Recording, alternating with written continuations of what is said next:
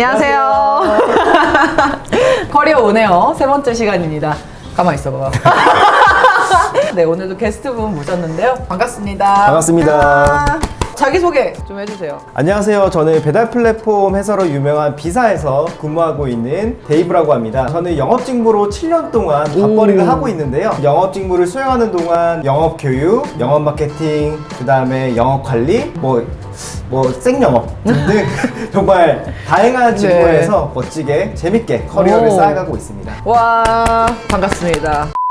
저랑 히스토리가 굉장히 긴 회원분 중에 하나여서 우리가 같이 이제 회사를 처음 신입으로 들어갔다가 또 이제 이직을 했다가 지금 회사에 재직 중이죠. 히스토리 한 번만 쭉 얘기해 주시면 좋을 것 같아요. 지금 회사는 직무만 공개하신다고 하셨으니까 앞에 있는 회사들부터 쭉 얘기해 주시면 좋을 것 같습니다. 우선 첫 회사는 YKK 코리아라고 제가 지금 입고 있는 여기 달려있는 지퍼 회사로 되게 유명하죠. 여러분 입고 계신 그 지퍼도 YKK가 대부분일 거예요, 그죠? YKK 코리아에서 영업 마케팅으로 이제 입사를 했다가 그 다음 직무로는 CJ 헬스케어, 지금은 이제 HK 이노엔으로 이제 사명이 바뀐 제약회사에서 약 2년 동안 또 근무를 했었고요. 제약 영업을. 네, 제약 영업을. 그 힘든 영업. 국내 제약사의 제약 영업을. 영업의 꽃이죠. 3대 꽃으로 유명하잖아요. 제약, 보험, 그 다음에 자동차. 네. 그 직무 중에 하나를 수행했던 사람입니다.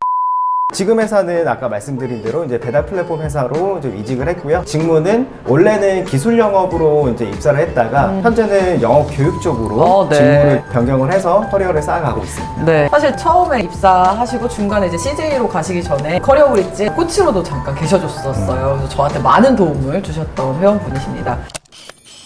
그래서 일단은 처음에 우리 취업 준비했던 얘기부터 좀 해볼게요. 전공이 어떻게 되시죠? 제 전공은 체육 교육 쪽입니다. 네, 정말 상관없죠. 네, 정말 상관없는. 네, 다만 한 가지 상관이 있는 건 체력. 네. 영업은 체력이 필요하죠. 일단 맞습니다. 영업은 체력도 필요하고 취업 준비할 때도 체력이 정말 필요합니다. 맞아요. 오시면 느끼실 수 있어요. 처음에 그러면 체육교육과를 이제 다니실 때는 선생님을 하시려고 생각하셨던 건가요? 원래는 선생님으로 근무를 하려고 사범대 진학해가지고 이제 체육교육과를 선택해서 막 공부를 하고 있었는데 교생을 한번 나가니까 너무 재미가 없는 거예요. 뭐가 제일 재미없었어요? 우선은 뭐 개인적인 성장이 그렇게 많진 않겠다. 그쵸. 그리고 같이 이제 근무했던 분들이 다 표정이 되게 다 안 좋으셨어요. 그래서 왜요? 뭐 좀 루틴한 일상이 계속 애들한테 시달려서는 아닐까요? 그렇기도 하죠. 네. 교생 나가서 이거보다는 그냥 일반 취업으로 돌리게 되면 조금 더 많은 거를 경험할 수 있겠다라는 생각도 들었고요. 한간에 들리는 소문으로는 뭐 선생님들보다는 일반 직장으로 들어가면 페이도 높고 그쵸. 맞아요. 페이가 제일 문제인 것 같아요. 그리고 실제로 사범대 졸업하시고 임용을 치르셔서 교직이 되신 이후에도 커리어 고민을 많이 하셔서 연락이 많이 오더라고요. 그리고 가장 중요한 거는 제가 임용고시를 보더라도 합격할 자신이 없는 거예요. 제가 집중을 ADHD가 있어가지고 1시간을 못합니다. 그래서 공부를 하다 보면 계속 엉덩이가 계속 들썩들썩 거려요. 그러다 보니까 나는 그냥 임용고시를 쳤을 때 노량진에서 컵밥만 한 5년 동안 먹고 있겠구나 라는 생각 들어서 이거 이럴 바에 그냥 취업이 더 빠르겠다 라고 해서 5년보단 빨랐죠, 취업이? 취업이 5년보단 빨랐죠. 5년이 5개월이 되는 매직. 네. 처음에 그러면은 교직을 안 하기로 결정하고 가장 처음에 생각했던 커리어 방향은 뭐였어요? 원래는 제가 1년 동안 교환학생을 갔다 왔어요. 이제 교환학생을 갔다 오면서 비행기를 탔는데 저는 처음에는 여승무원분들만 계신 줄 알았거든요. 근데 남승무원분도 계신 거예요. 네. 근데 되게 잘 어울리긴 해요. 네, 감사합니다. 그래서 그걸 보고 되게 멋있다. 나도 이제 해외를 좀 많이 다니면서 저렇게 이제 멋지게 근무할 수 있는 직업을 가지고 커리어를 쌓아가야겠다라는 생각에 승무원을 한 1년 동안 준비를 1년이나 했었어요? 네. 아니, 1년 준비한 건 몰랐네. 그냥 생각만 한 줄 알고. 나름 홍대에 있는 입시 전문 학원을 진짜로요? 네네. 승무원 취업 학원이 있어요. 컨설팅 학원이. 그쪽에 다니면서 약 1년 동안 준비하고 대한항공이나 진에어, 제주항공, 기타 등등 면접은 정말 많이 봤지만 이것 때문에 좀 안 됐던 것 같습니다. 근데 그때 당시에는 좀 상실감이 되게 컸어요. 저는 그냥 당연히 될 줄 알았거든요. 근데 안 되다 보니까 그때 진짜 첫 취업에 대한 좌절감을 느끼게 됐습니다. 그래서 커리어 브릿지 오게 됐군요. 맞아요. 어쩔 수 없는 선택. 외항사도 생각하면서 이제 외국계를 생각하게 된 건가요? 아니면 어떤 방향으로 생각하게 된 거예요? 처음에 외항사도 생각을 했었는데 외항사 같은 경우에는 베이스가 다 외국에 있다 보니까 외국에서 근무하는 게 조금 저한테는 많이 부담이었어요. 왜냐면 저도 1년 동안 미국에 있으면서 미국보다는 그냥 한국에서 사는 게 좀 좋다. 다들 그러잖아요. 해외 가서 사는 것보다 한국에 사는 게 낫다. 그러니까 그게 너무 막 와닿는 거예요. 네, 그러다 보니까 외항사는 준비는 하진 않았어요. 외항사에서 근무한 거랑 비슷하지만 한국에서 일할 수 있는 그런 직업들이 있을까라고 생각했을 때 조금 비슷한 게 외국계 기업인 거예요. 그래서 외국계 기업을 타겟으로 삼아서 네, 이렇게 등록을 하게 됐어요. 아, 네. 커리어 브릿지를 선택한 이유가 조금 궁금하거든요. 아까 승무원 학원도 네. 있었고 학원에 1년을 다녀서 자기가 안 됐으면 보통 이런 거에 대한 불신이 또 있을 텐데. 네. 불신은 있었지만 저는 제 자신을 믿지 않습니다.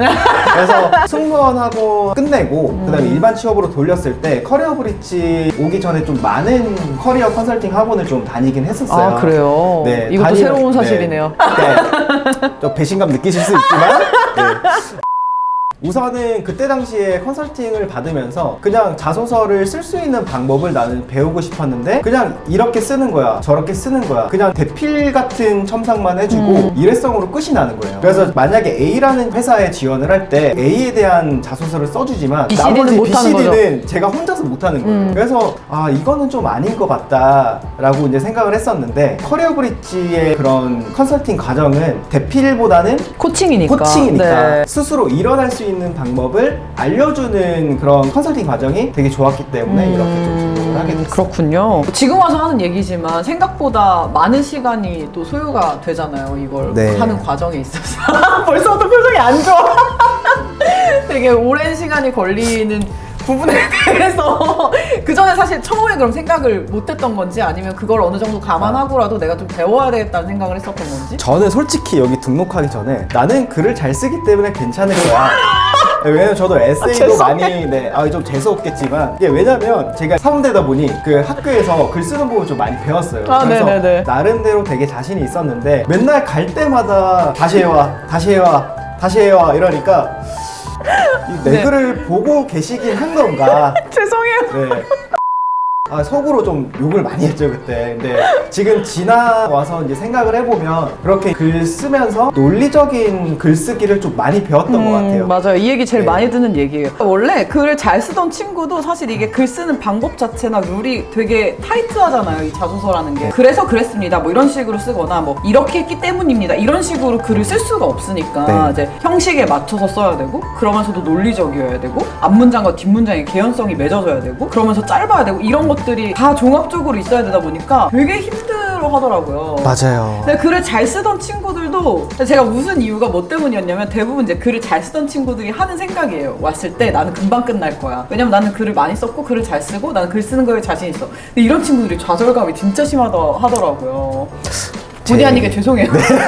죄송해요. 네, 확실하게 말씀드릴 수 있는 거는 논리적인 글쓰기가 취업할 때만 필요한 게 아니더라고요. 그쵸. 이제 회사 가면은 보고서를 작성하고 문서를 작성할 경우들이 많은데 이제 그때 꼭 필요한 게 논리적으로 글쓰기입니다. 맞아요. 그래서 이제 취업 준비할 때 그런 걸 배웠기 때문에 업무 진행하는데 정말 도움이 많이 됐었어요. 회사에서 깨지면서 배운 것보다 코치님한테 배우는 게 낫다. 나한테 깨지는 게 낫다 이런 건가요? 회사에서 깨지면 네. 얘기해줘요. 괜찮아요. 얘기해도 돼요? 네, 그럼요.